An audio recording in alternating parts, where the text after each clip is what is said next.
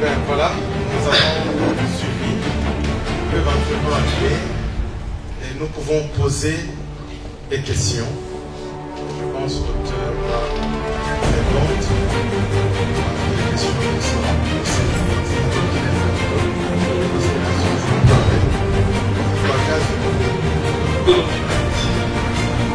donc, nous pouvons poser des questions. On peut parler en français, on peut parler en lingala. En swahili. En swahili. Si quelqu'un, même le portugais, pourra répéter. Je vous remercie, docteur, pour ces éclaircissements qu'on a avec nos notions parfois confuses sur ces types de maladies. Mais vous avez évoqué parmi les facteurs favorisant l'installation de myomes le déséquilibre hormonal, le déficit en vitamine D, je crois. Alors, est-ce que dans cette région, je me dis en Europe où on a souvent un déficit en vitamine D, parce qu'il y a moins de soleil, est-ce qu'on peut penser qu'ici, il y aurait plus de risques pour je sais pas, les femmes, surtout eu égard à cette carence en vitamine D, et peut-être même le déséquilibre hormonal, on ne sait jamais. Mais j'aimerais savoir si ici les cas seraient plus fréquents qu'en Afrique. Merci. Oui. Merci pour la question. Je voudrais dire une chose, c'est qu'en fait, donc il y a un terrain et puis il y a un facteur. Je crois que le terrain, c'est le fait qu'on est noir. Certainement que c'est lié à notre structure génétique. Et les femmes africaines qui vivent en Europe sont encore plus exposées. Pas plus tard qu'avant-hier, j'ai parlé avec notre ami Armand Kalwanga, qui est ici, un gynécologue de renommée que vous connaissez. Eh bien, sur 10 myomectomies qu'ils font, il y a 8, eh bien, ils le font sur les femmes africaines, les femmes noires. Ça peut être aussi des Atiaises ou je ne sais pas moi des Afro-américaines. Eh bien, c'est sur les femmes noires. Donc, on a l'impression qu'ici, la situation s'aggrave. Peut-être liée à ce que vous venez de dire. Mais ça, ce sont des recherches qui sont encore préliminaires. Il y a une étude, une méga-analyse qui a été faite par des Américains. Ils sont en train de pouvoir stigmatiser justement la vitaminose D comme étant un des facteurs déclenchants. On a pu pouvoir regarder, doser la vitamine D dans plusieurs échantillons comparés. On s'est rendu compte que c'est celle qui faisait de myomes dans les muscles utérin avec myomes, il y avait moins de vitamine D. Il y a d'ailleurs un travail de thèse qui s'est fait à Kinshasa pour le moment, par Dr. Inanga. On va y arriver, mais je crois que c'est très déterminé quand même par la génétique. Bonjour, je voudrais bien savoir, après l'ablation de la myome, y a-t-il un risque de récidive et comment le prévenir? Oui, comme je vous ai montré là, parce que les myomes, en fait, quand ils viennent, ils ne sont pas seuls. Et c'est rare, hein, quand il y a un myome unique, ça existe. J'en ai opéré 2 ou 3, ou un gros utérus, et je tombe sur un myome unique. Vous avez vu cette histoire qui ressemble à la tête d'un enfant. Hein. Donc, chez elle, il n'y avait rien d'autre, il n'y avait que cette partie-là. Mais habituellement, il y a toujours des petits noyaux que nous ne voyons pas nécessairement au moment où nous opérons. Nous enlevons tous les autres, mais les tout petits là vont devenir aussi gros que les autres. 5 ans plus tard, la seule façon de le prévenir, c'est lorsque vous avez été opéré de myome, il faut aller voir votre médecin de manière régulière pour faire des échographies, pour voir s'il n'y a pas quelque chose qui apparaît. Parce qu'à ces moments-là, avec la découverte de médicaments spécifiques maintenant, comme l'ESMIA, on peut vous donner des médicaments pour bloquer. Il faut aussi dire que nous conseillons la grossesse. La grossesse, c'est un traitement de myome. Les femmes qui ont eu plusieurs grossesses sont épargnées plus ou moins de ces fléaux. Donc, le fait d'avoir la possibilité d'aller voir son médecin très tôt, même si on ne sent rien, et qu'on puisse prendre ça en charge très tôt, eh bien, ça peut aider pour la maternité future, si on parle que de ça, sans oublier qu'il y a d'autres complications, comme on a montré, qui peuvent vous emmener vers la mort, hein, lente. Cette femme qui a perdu ses reins à cause de cette compression des urétères. Docteur, il y a encore une autre question. Moi, personnellement, j'ai appris concernant l'infertilité et la stérilité. Mais je me base sur la stérilité, au fait. Là, vous avez bien décrit que ça concerne deux personnes, le couple, l'homme et la femme. Mais chez nous, les Bantous, souvent, on traite, on pointe du doigt directement la femme. Comment est-ce que vous sauriez nous expliquer, éclaircir un peu plus, expliciter un peu plus? C'est la sensibilisation, mais depuis que je leur parle, parce que moi ça fait presque 24 ans que je vous ai quitté, mais je ne me suis pas tu, je parle tout le temps à la télévision, à la radio. Depuis un certain temps, je vois. À l'époque, il y avait des femmes qui venaient me voir. Et c'est à ma demande que l'homme venait. Maintenant, il y a des hommes qui viennent pour dire, docteur, je crois que le problème c'est moi. Donc je crois que la sensibilisation, l'information que nous donnons commence à porter ses fruits. Parce qu'en fait, les problèmes de reproduction, c'est un problème de couple, ça c'est clair. On vous a dit que c'était 30% des responsabilités uniques à l'homme, 30% des responsabilités la femme, et 30% les deux ensemble. Je peux bien avoir une femme avec les trompes bouchées, avec un homme azospermique, qui n'a pas de spermatozoïdes dans ses... Alors, voilà, donc c'est vrai, c'est l'information. Et c'est un problème de culture. Chez nous, on croit que c'est la femme. Même l'histoire, la femme est chassée pour le sexe. En disant, cette femme-là ne fait que de filles, par exemple. Mais comme vous ne faites que de filles, chez nos frères d'Aruba, c'est clair, je vais prendre 5 autres qui vont me faire des garçons, et malheureusement, il n'y a que de filles qui viennent de ce côté-là. Mais c'est l'homme qui est responsable du sexe de la femme, de l'enfant, je veux dire. Ce n'est pas la femme n'a rien à voir. C'est une information que vous devez répondre. Il y a une sous-question en fait, ouais. Parce que là vous dites que c'est l'homme qui est responsable, qui détermine en fait le sexe de l'enfant. Oui, jusqu'à présent en tout cas. Comment expliquer? Ah bon, d'accord. Parce que, bon, comme on n'avait pas, j'aime bien donner cours avec un petit tableau. Je vais vous expliquer simplement. Vous, en tant que femme, votre symbole, c'est XX. Ok? Voilà. Lorsque vous voulez donner 2 enfants, vous donnez un X, vous donnez aussi un X. Ça va? Vous êtes, supposons que cette fois-ci, quel que soit le nombre d'ovulations, vous ne donnerez que le X. Mais la femme, l'homme, son symbole, c'est XY. Si votre X rencontre le X de l'homme, vous avez une fille. Si votre X rencontre l'Y de l'homme, vous avez un garçon. Donc c'est l'homme qui est responsable. C'est l'homme qui est responsable. Il y a encore une autre question de la salle. Oui, docteur, vous avez fait un dépistage gratuit. Mais pouvez-vous nous dire alors combien ça coûte un dépistage à Kinshasa? Et est-ce qu'il y a d'autres centres à l'intérieur du pays? Parce qu'il me semble que vous avez une bonne connaissance du pays où on peut faire ce dépistage. Oui, les dépistages, c'est moi qui l'ai déclaré, qui l'ai décrété. Oui. C'est-à-dire la gratuité. Il faut dire que j'ai même eu des ennuis avec l'ordre de médecins. Parce que pour eux, je suis en train de brader la médecine, c'est vrai. Mais je vais vous donner une idée. Mon organisation est structurée de manière à ce que toutes les couches sociales puissent avoir accès à notre compétence. Et à Kinshasa, quand on dit qu'on a plusieurs cliniques, on a une clinique par exemple à Massina. Ceux qui connaissent Massina, c'est vraiment un quartier reculé. On a aussi, en fait, la première clinique a été créée à Mikonga, à 3 km de l'aéroport, dans un village. Alors, ce que nous faisons pour permettre à ces gens d'avoir accès aux soins de qualité, à la même compétence, c'est de pouvoir catégoriser les malades. Si moi, professeur Mondia, je vais à Massina, je fais une échographie à 5 $ pour permettre aux gens de Massina de venir, de pouvoir se faire soigner.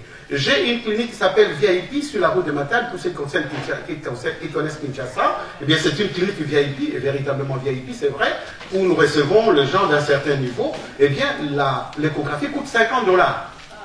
Autrement dit, si je fais un dépistage gratuit chez une femme à Kavip, donc dans la clinique VIP, je lui ai donné 50 $. En plus de mon temps, en plus de mon travail.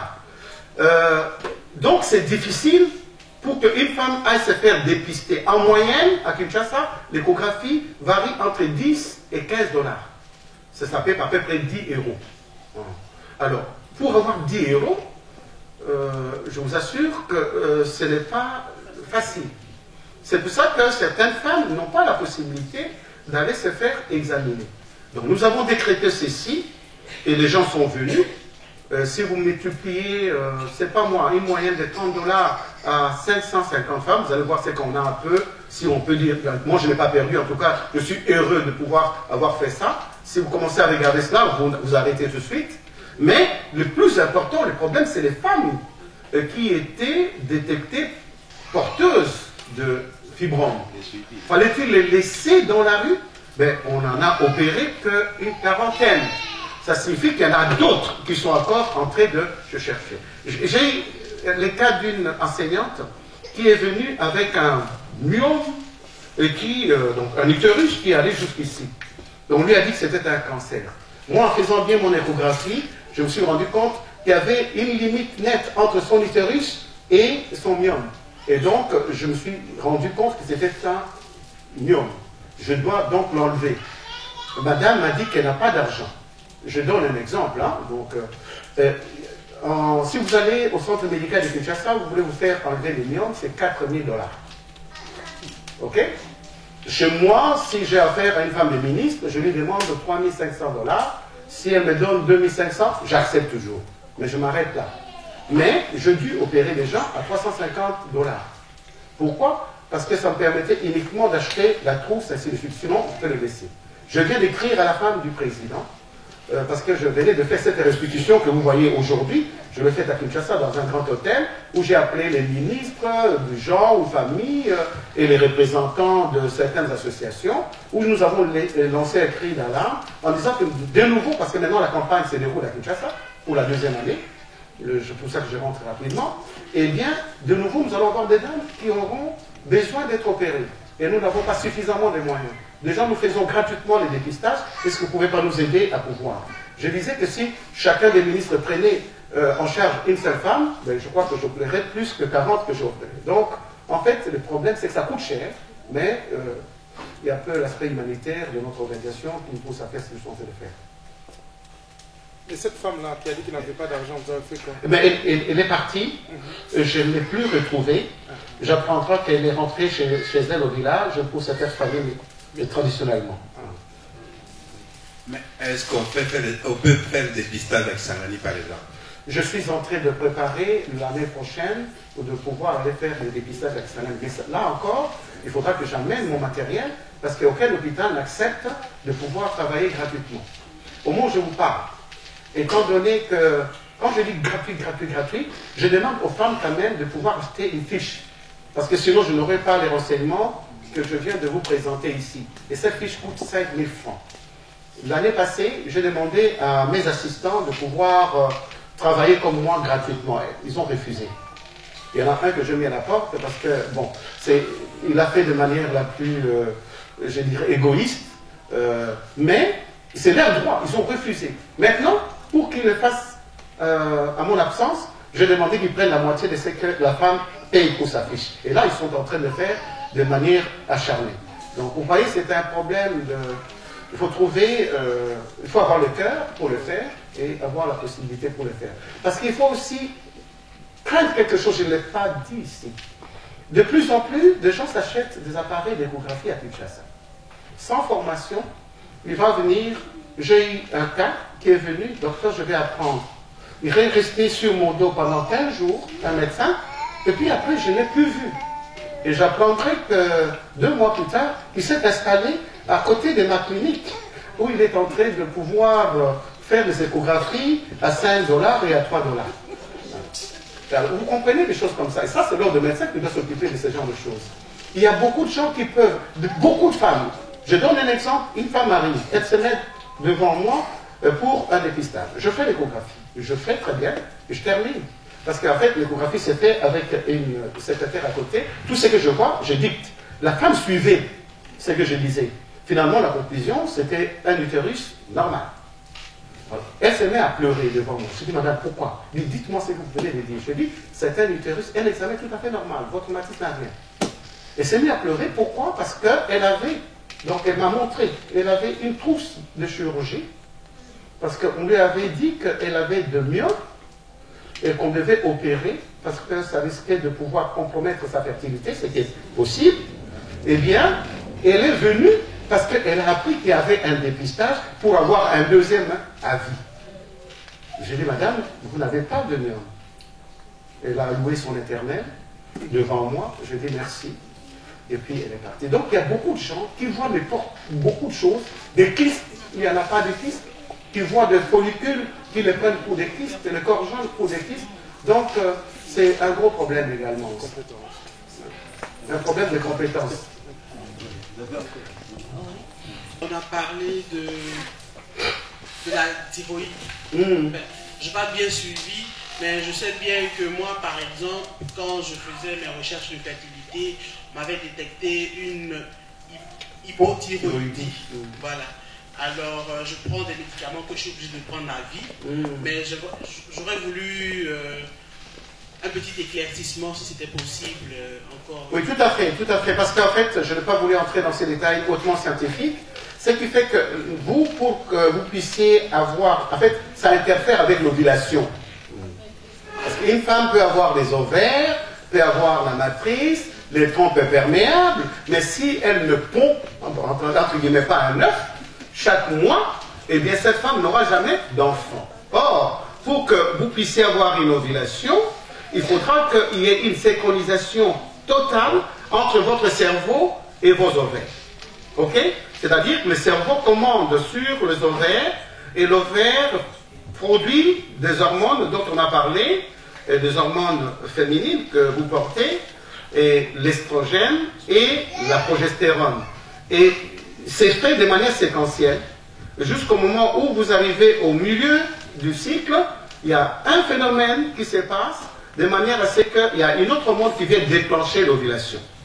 Mais si vous avez un déséquilibre, par exemple avec vos hormones de la thyroïde, eh bien cet équilibre-là est perturbé. Donc vous arrivez à avoir des cycles qu'on appelle des cycles anovulatoires. C'est-à-dire vous avez des règles, mais vous n'avez pas d'ovulation. Et ça peut perturber.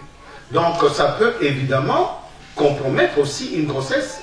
Par exemple, dans votre cas, vous prenez ces médicaments. Ce sont des médicaments qui sont déconseillés si on veut pouvoir avoir une grossesse. J'espère pour vous, madame, que vous avez déjà arrêté votre calendrier de naissance. Sinon, il faut arrêter momentanément ces médicaments si vous voulez concevoir, par exemple. Donc c'est une interférence entre les hormones qui régulent l'ovulation et les autres hormones dont on a parlé, notamment les androgènes. Il y a des femmes qui font plus de poids, hein, qui ont, en fait, ça dit parce qu'elles sécrètent un peu plus d'hormones. Je ne dis pas que toutes les femmes à poil ont des problèmes de fertilité. J'en ai vu avec des barbes qui ont des enfants. Mais que certaines femmes, les hormones masculines viennent interférer avec l'ovulation et elles n'ont pas d'enfants. Et nous soignons justement ces femmes-là en baissant ou en contrecarrant l'action des hormones féminines. La prolactine, évidemment. Quand vous allaitez, vous venez d'accoucher, vous commencez à allaiter, vous êtes protégé relativement. C'est-à-dire que pendant 6 mois, par exemple, ou même 2 ans, si vous continuez à allaiter, vous n'avez pas d'ovulation. Il arrive que vous n'ayez même pas de règles. Pour ceux qui ont allaité pendant un certain temps, les règles ne viennent pas parce que cette hormone bloque le fonctionnement du cerveau de manière à ce que les cycles ne se déroulent pas. Mais je n'ai pas dit que l'allaitement vous protégeait à 100%. Il faut faire attention. Il ne faut pas dire que le docteur Modi a dit ça. Il y a une autre question, docteur. Oui. Vous nous avez parlé de causes des fibromes, des myomes, mais ça vient d'où tout ça? C'est ça vraiment notre question. Il y a des fibromes, des muscles, oui, par définition, mais ces origines, ça vient d'où? On aimerait bien savoir un petit peu. Mais c'est ce que nous sommes en train de nous battre pour pouvoir clarifier. Mais c'est que je venais de dire, je vous ai donné à peu près 3 causes qui sont en fait suspectées, mais connues avec affirmation. C'est les déséquilibres d'hormones que vous sécrétez. C'est simplement le fait que, quand je vous ai parlé de femmes de Tchumbe, les religieuses qui n'avaient pas d'enfants, je ne dis pas autre chose, donc, en tout cas, elles n'avaient pas d'enfants, elles n'ont pas d'enfants normalement, les religieuses, et si elles respectent leurs vœux. Mais j'ai comparé avec les femmes qui avaient des enfants et qui ont commencé à les avoir un peu plus tôt. Ça signifie tout simplement que lorsque vous ovulez tout le temps, vous restez tout le temps en train d'ovuler, vous allez sécréter de plus en plus d'hormones qui sont responsables de la multiplication des cellules de votre utérus. Et parfois de manière focale localisée, et ça devient de tumeurs bénignes qu'on appelle de myome. Mais la femme qui de temps en temps bloque cette sécrétion rythmée de hormones pendant la grossesse, pendant 9 mois, il n'y a plus ces cycles, donc vous n'avez pas des règles, donc vous avez un équilibre total des estrogènes et de la progestérone, donc les myomes, même s'ils existaient parfois, ils régressent, ils disparaissent. Et donc ce qui est connu aujourd'hui, c'est les déséquilibres hormonaux. Mais on vient de parler d'alimentation. On vient, chez nous, de plus en plus, nous sommes nourris par l'Europe avec de viande enrichie aux hormones. Et ça peut... On est en train de regarder de ces côtés-là. Mais la noire, elle est née avec la grande possibilité de faire de myome qu'une autre femme. Et ça, c'est sur le plan génétique. On ne peut pas changer. Donc, tout ce qu'on peut changer, c'est la prise en charge. Si nous savons que nous, noirs, les femmes noires, ont la possibilité de développer de myome plus fréquemment que les autres femmes, donc nous devons, nous, femmes noires, aller voir le médecin le plus tôt possible, dès que je commence à avoir mes règles. Une fois par an, ça ne coûte rien. Et c'est, pour vous qui êtes ici, c'est vraiment une aubaine. En Afrique, eh bien, il faudra qu'on puisse aussi leur donner la même chance. Monsieur le docteur, vous avez parlé d'un vocabulaire que j'ai écouté, que je voulais, si vous pouvez aussi le répéter. Vous avez parlé d'aménorer. Aménorer. Ouais. Donc, aménorer, c'est le fait qu'une femme n'a pas ses règles 3 mois de suite. Parce qu'il ne faut pas confondre les aménorrhées avec des retards de règles. C'est ce qui tue les filles au Congo, peut-être ici. Les jeunes filles qui ne se protègent pas et qui ne veulent pas avoir une grossesse et qui ont une aménorrhée, c'est-à-dire qui ont un retard de règles, eh bien, rapidement vont voir les charlatans pour dire que je suis enceinte. Donc, sachez bien qu'en tant que jeune femme, entre 15 et 25 ans, vous devez vous attendre à des perturbations des cycles. Parce que votre axe dont je vous ai parlé n'est pas encore très mûr. Donc il suffit d'un stress, le fait de ne pas de craindre une grossesse, vous bloquez votre cerveau, vous allez passer 1 mois sans règles. Et ce n'est pas une grossesse. Donc, aménorrhée, c'est le fait qu'une femme n'a pas ses règles. Normalement, chaque mois, une femme qui est tout à fait bien constituée doit avoir ses règles chaque mois. Mais si les règles ne viennent pas, il y a d'abord ce qu'on appelle les retards des règles, 1 mois, 2 mois, mais si après 3 mois, elle n'a toujours pas ses règles, on parle d'aménorrhée. Ok? Mais cette aménorrhée peut être primaire, c'est-à-dire depuis qu'elle est née, elle n'a jamais eu de règles. Jusqu'à l'âge de 18 ans, 25 ans, ça devient inquiétant. Mais ça peut devenir secondaire. Secondaire par exemple le fait qu'on a une grossesse. Donc on a eu ses règles, et puis à un moment donné, on ne les a pas. Il faut d'abord suspecter la grossesse. Mais plusieurs autres causes, d'autres raisons peuvent expliquer le fait qu'une femme n'a pas ses règles. Donc c'est l'absence de règles au bout de 3 cycles.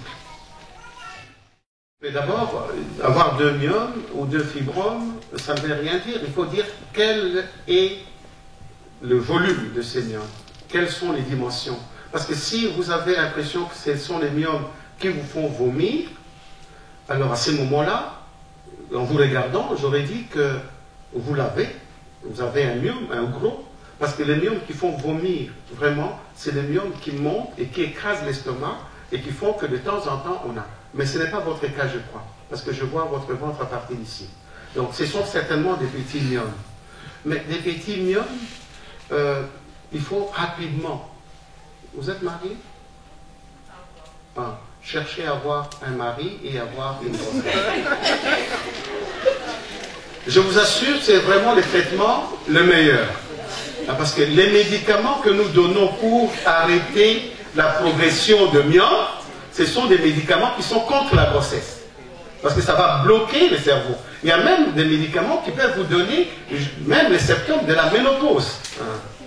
Donc moi, à votre place, je vous félicite d'abord le fait que vous n'êtes pas encore marié et que vous vous conservez bien, je l'espère. Cherchez un mari et qui vous donne un beau garçon, une belle fille, une jolie petite fille. C'est XY.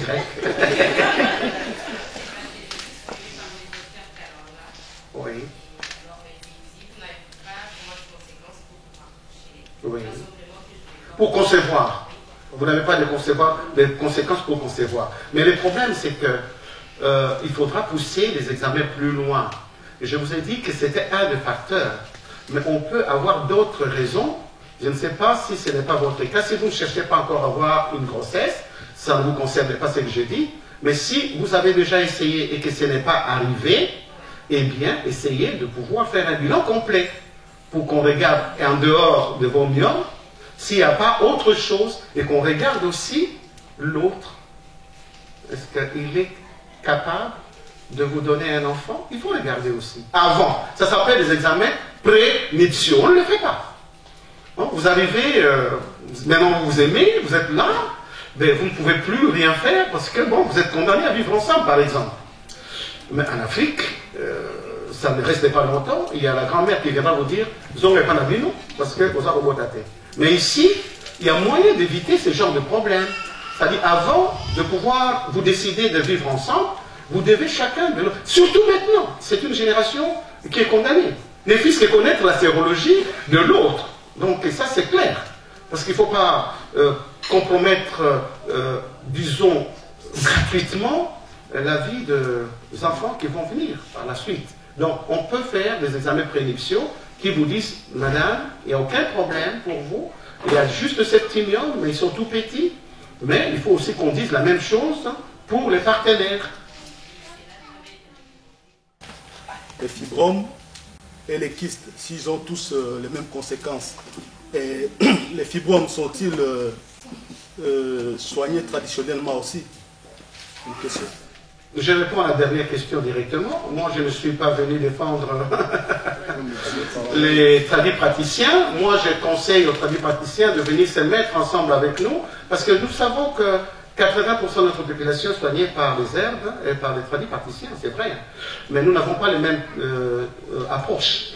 Ils soignent avec de gobelets faits de décoctions, des trucs, matites et tout ça. Mais je crois que là-dedans, il y a un principe actif. Il faudra qu'un jour qu'on puisse se mettre ensemble pour voir dans ce qu'ils utilisent et quels sont les principes actifs que nous pouvons nous aussi utiliser, extraire et pour en faire par exemple de comprimés. Donc c'est pour vous dire que beaucoup de gens se font soigner par les tradipraticiens. Avec quels résultats, je ne sais pas. Pour répondre à votre question, le journaliste que vous avez vu là m'a confronté un jour à la télé avec un tradipraticien. Il est venu, mais j'étais content, il a dit deux bonnes choses, en disant que c'est dans l'éthiologie qu'il s'est bourré, en disant que lui ne soignait pas le gros fibrome. Avant que, si vous venez avec votre fibrome, il vous demande toujours d'aller voir un médecin pour faire l'échographie. Si c'est petit, il soigne, il donne les médicaments, ok? Si c'est trop gros, il renvoie chez le médecin. J'ai bien tout aimé. Mais quand il a donné sa théorie de développement de myome, comme maman a posé la question, en disant que non, et chez nous, le problème, c'est que les femmes actuelles ne font pas ce que faisaient nos mamans au village. C'est-à-dire, si on boti, il faut pas finir au libon, la maya moto, pour ma kila wana nyose bima. Donc, on la va sur la finalisation du boumoute, il y a un oiseau à la cœur, myome et salema. Donc, je l'ai arrêté net, je dis que ça n'avait rien à voir, donc le sang ou quoi, non. Mais, votre question principale, c'était les kystes et la différence entre kystes et fibromes. Les myomes ou les fibromes se développent dans l'utérus. Les kystes se développent dans l'ovaire. Je vous ai montré les schémas ici des organes génitaux de la femme. Je peux remettre ça rapidement. Oui, vous pouvez. Oui, oui. Donc, les myomes, les fibromes intéressent l'utérus, donc dans la paroi utérus, vous avez vu, pardon.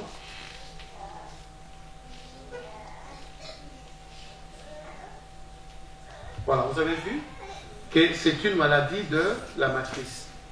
Donc ça intéresse la matrice dans toutes ces parties, même au niveau du col. Il y a même un myome qui est en train de... parfois les femmes viennent avec des boules dans la matrice, c'est parce que c'est le myome qui passe par là, accouché par les cols. Alors, pour revenir à ce que vous avez dit, voilà, ça c'est l'ovaire. Les kystes, donc, en fait, chaque mois, Dieu a fait bien les choses. Quand il vous a demandé de vous reproduire, de remplir la terre, il vous a donné la possibilité de le faire. La femme, chaque mois, toute femme qui a des ovaires et une matrice, s'attend à avoir un enfant. Si on avait des grossesses de 1 mois, comme je ne sais pas dans quel type d'animal, mais une femme peut aller jusqu'à 400 enfants tout au long de sa vie. Mais, heureusement et malheureusement, il n'y a qu'une seule fois par mois qu'une femme peut pouvoir donner donc un œuf. Mais il y a une poche. Avant que cet œuf ne sorte, il y a là-dedans une cavité dans laquelle cet œuf est logé, qui s'appelle follicule. Il n'est pas plus gros que 3 cm. Et ça, quand on fait l'échographie, pour dire qu'il y a de l'eau quelque part, c'est noir. Quand on voit un trou noir, on dit qu'il y a un follicule. Et c'est ces follicules-là, parfois, qui est opéré par la plupart de médecins, de charlatans qui ne connaissent pas. Parce que si vous commencez à opérer cela, vous allez vider finalement toute la réserve ovarienne de la femme, et à un moment donné, elle n'aura plus d'enfants. Donc, elle va tomber dans la ménopause précoce. Mais il y en a qui ont enlevé l'ovaire, parce qu'on leur a dit que c'était un kyste, mais ils ont pris le corps jaune, par exemple, qui prend une bonne partie de l'ovaire, on a enlevé. J'ai eu des femmes pendant la campagne qui sont venues en aménorrhée de plus de 3 ans, depuis le jour où on a enlevé soi-disant les kystes. Mais les kystes se développent justement dans cette poche-là. Il y a parfois, pour certaines femmes, normalement, cette poche disparaît dans les 3 cycles qui suivent. Il va se réduire et disparaître. Mais malheureusement, pour certaines femmes, cette poche va s'agrandir parce que le liquide va commencer à s'accumuler. C'est un kyste fonctionnel. Habituellement, on ne peut pas opérer. Même s'il va au-delà de 5 à 6 cm, habituellement, on n'opère pas. Il faut bloquer le cerveau, donc donner des médicaments pour que les hormones ne viennent pas stimuler sa croissance. Mais malheureusement, même le kyste fonctionnel